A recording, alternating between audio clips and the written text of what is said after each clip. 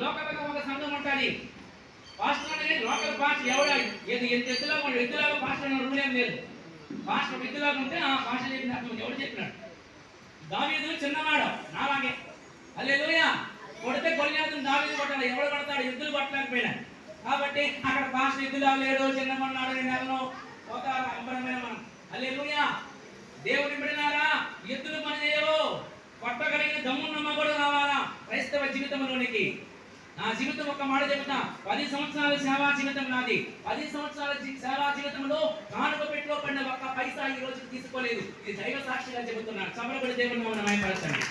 కాబట్టి పాస్టర్ ఎద్దులాగా ఉండాలా, ఉంగరాలు చుట్టూ ఉండాలా, అక్కడికి ఆశీర్షికి వెళ్దాము అంటే కుదరదు తల్లి. మీ ఇద్దరు కూడా లోకల్గా మీకు ఒక సంఘం ఉంటుంది. ఆ సంఘానికి వెళ్ళి ప్రభుకి నమస్కారం చేసి, ప్రభు మా జీవితాన్ని కట్టినామని ఆ అయ్యగారికి సహాయం వచ్చింది. దట్ ఈస్ క్రైస్తవ జీవితం. అంతే కనుక దేవుని బిడ్డలారా, వాక్యాన్ని ముగిస్తున్నాను కనుక వివాహం అన్నిటికంటే కనమనేది. వివాహాన్ని దేవుడు ఎందుకు ఏర్పాటు చేశాడో మీకు చెప్పినాను. ఎందుకు ఏర్పాటు చేసి